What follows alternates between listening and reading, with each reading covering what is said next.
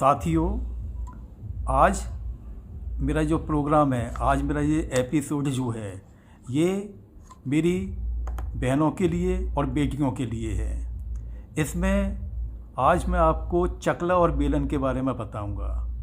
चकला और बेलन जो हैं वो बेसिकली इसमें आपकी समृद्धि का राज छुपा हुआ है और इसमें सेहत छुपी हुई है आपकी और पैसा छुपा हुआ है। बेसिकली ज्योतिष के हिसाब से चकले को केतु मानते हैं, केतु का प्रतीक मानते हैं, और बेलन को राहु का प्रतीक मानते हैं। अब वीडियो को डिटेल में शुरू करने से पहले मेरी आपसे रिक्वेस्ट है कि कृपया मेरे इस चैनल को सब्सक्राइब करें। हाँ, तो सबसे पहली बात आती है कि भाई आपका चकला और बेलन किस धातु का या लकड़ी का होना चाहिए। तो यहाँ मैं बतला दूँ, मैं लकड़ी का जो चकला और बेलन होता है वो सबसे अच्छा होता है। लकड़ी का चकला और बेलन सबसे अच्छा होता है, और साथ में ये है जिस चीज़ का चकला है उसी चीज़ का बेलन होना चाहिए, डिफरेंट नहीं होने चाहिए। नंबर 2 पर जो है मार्बल का भी आजकल आने लगा है, तो मार्बल का भी चकला बेलन सही है, पर सबसे अच्छा लकड़ी का है। बाकी आपका धातु के जो होते हैं, आजकल धातु के भी चकला बेलन आते हैं, तो इनका शनि से संबंध है। वैसे ये है कि आपका स्टील का और प्लास्टिक का चकला बेलन बिल्कुल नहीं होना चाहिए। ये आपको जो है समृद्धि नहीं दे पाएंगे ये जो है। अच्छा, एक ये भी है कि भाई आपको ये किस दिन खरीदना चाहिए। देखिए, जहाँ तक हो सके चकला और बेलन आपको बुधवार के दिन खरीदना चाहिए। खरीदते समय आप देखें कि ये चकला और बेलन का जो है एक ही धातु है, एक ही रंग में है, उस तरह से भी होना चाहिए।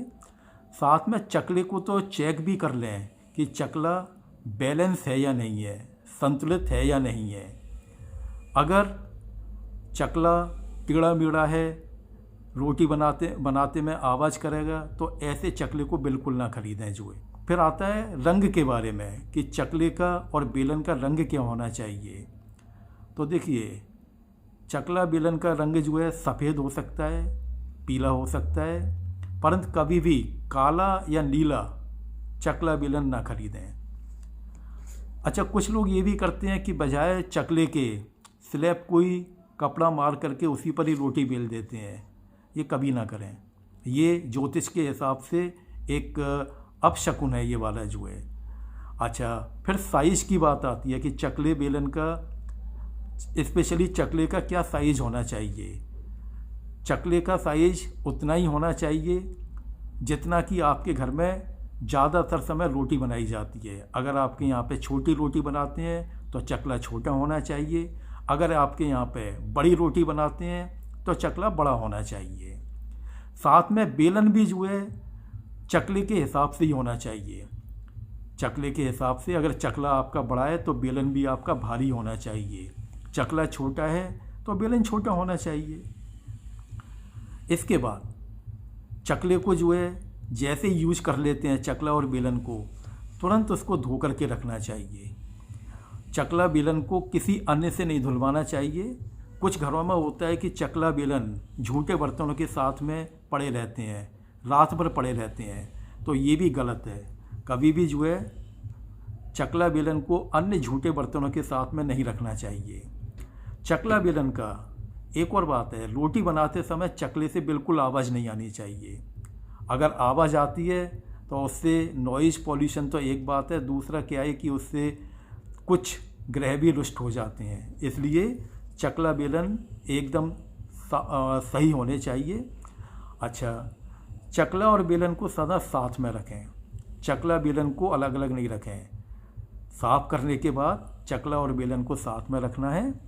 इसके बाद चकले को जो है कभी भी पलट करके नहीं रखें। बहुत से लोग करते हैं, चकले के वो तीनों पैर ऊपर की तरफ होते हैं, वो गलत है।